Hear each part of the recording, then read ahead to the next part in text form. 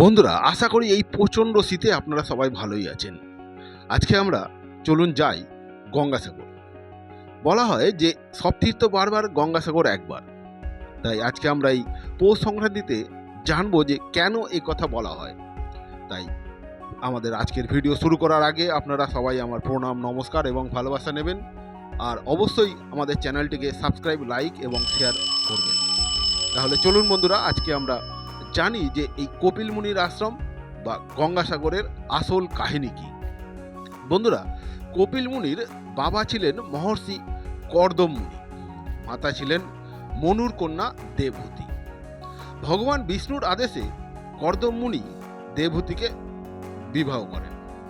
তাদের 9টি কন্যা এবং স্বয়ং বিষ্ণু তাদের সন্তান রূপে জন্মগ্রহণ করেন।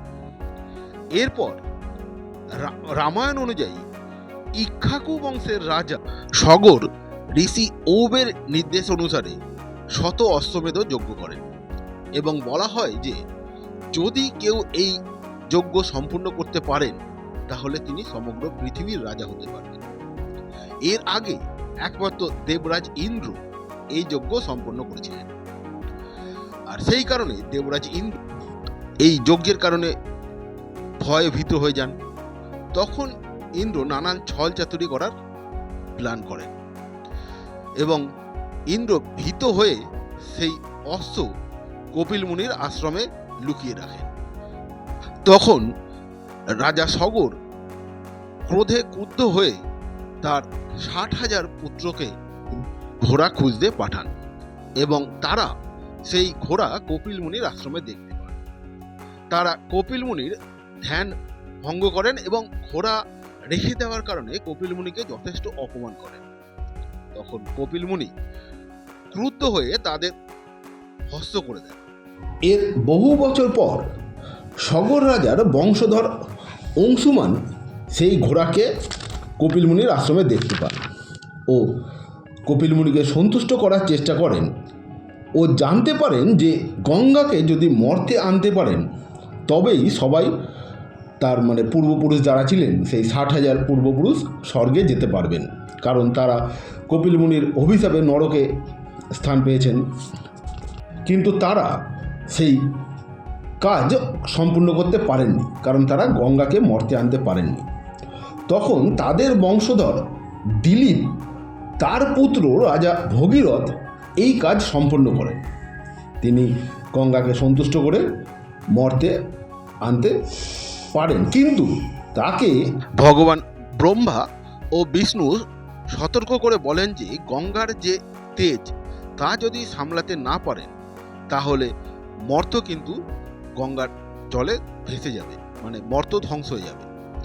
তারপর ভগীরথ ভগবান শিবের শরণাপন্ন হন এবং ভগবান শিব তার প্রতি সন্তুষ্ট হয়ে তিনি গঙ্গাকে নিজের জটায় ধারণ করেন এবং তারপর ভগীরথ গঙ্গার জলে তার সেই পূর্বপুরুষের 60,000 যে পূর্বপুরুষ ছিল তাদের শ্রাদ্ধকর্ম করেন, আত্মার শ্রাদ্ধকর্ম করেন এবং তারপর তারা স্বর্গে যেতে পারে। এই হলো কপিল মুনির আশ্রমের প্রধান যে পৌরাণিক কাহিনী। এবার বন্ধু বলবো যে সব তীর্থ বারবার, গঙ্গার একবার কেন বলা হয়। বন্ধুরা, এখানে আগে যেতে এতই দুর্গম রাস্তা ছিল যে এখানে একবার গেলে দ্বিতীয়বার আসার কেউ কথা ভাবেই।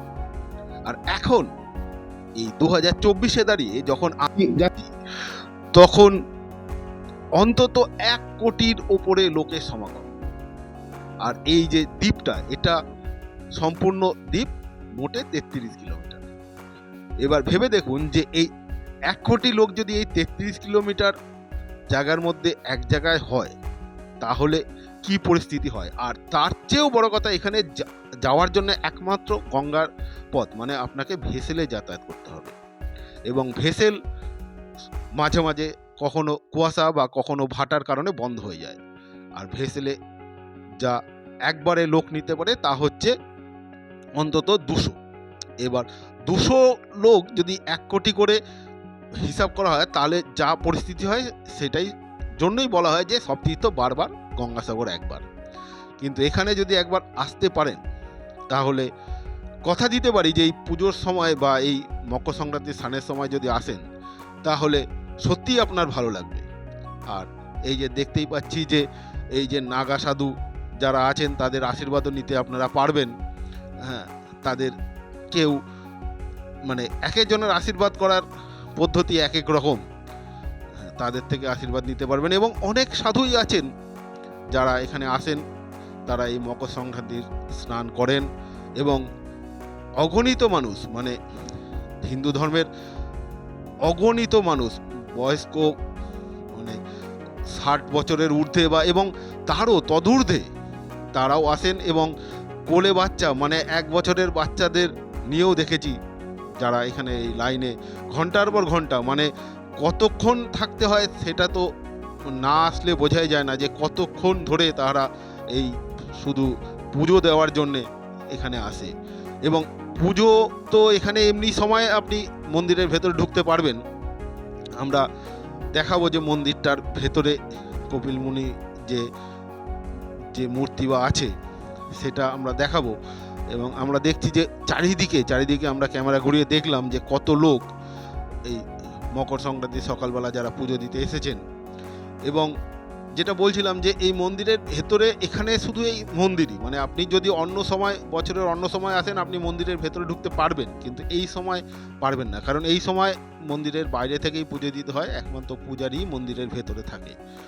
আর আপনাকেও এই বাঁশের ব্যারিকেড দিয়ে এর মধ্যে দিয়ে যেতে হবে। এবং দেখতেই পাচ্ছেন যে কত ভিড় এখানে, আপনি কিন্তু দাঁড়িয়ে মানে কয়েক মুহূর্তের জন্য দাঁড়িয়েই শুধু এখানে নমস্কার করতে পারবেন এবং এই আপনার যে পুজোর যে ডালা বা বলুন যা মিষ্টি বলুন যা এই বাইরে থেকেই ওনাদের হাতে দিয়ে আপনাকে বেরিয়ে আসতে হবে। এবং এরপরে এখান থেকে আবার ফিরতে গেলেও যে পদ্ধতিতে গেছেন মানে কাকদ্বীপ নেমে আপনাকে ভেসেল পেরিয়ে তারপরে গাড়ি ধরে এই গঙ্গাসাগরে আসতে হবে। আবার ফেরার পথে আমরা যেমন কাকদ্বীপ দিয়ে এসেছি আর ফিরেছি নামখানা হয়ে, মানে এখান থেকে আবার মোটর ভ্যান, টোটো, ম্যাজিক, বাস যা আপনি ধরতে পারেন সেটা ধরে আমরা বেনুবন গিয়েছি। বেনুবন থেকে স্টিমার সাগরের মধ্যে দিয়ে যায়, মানে মাঝখান তো নয় কিন্তু ওটা সমুদ্রের উপর দিয়েই যায়। সেইখান দিয়ে বলা হয় যে সেখানে দিয়ে যদি আপনি আসেন, কারণ সেখানে সবসময় নৌকো বা নৌকো তো নয় স্টিমার চলে, কিন্তু কাকদ্বীপ হয়ে আসলে সেটা সবসময় হয় না। সেই জন্য যদি এখানে আসতে হয় তো নামখানা হয়ে দিয়ে আসলেই সুবিধা, কিন্তু নামখানা দিয়ে আসতে গেলে রাস্তাটা অনেক বড় এবং অনেকটা মানে বিপজ্জনক রাস্তা হয়ে যায়, কারণ যেহেতু সাগরের মধ্যে দিয়ে আসে সেই ক্ষেত্রে কাকদ্বীপ দিয়ে আসাটা সুবিধা।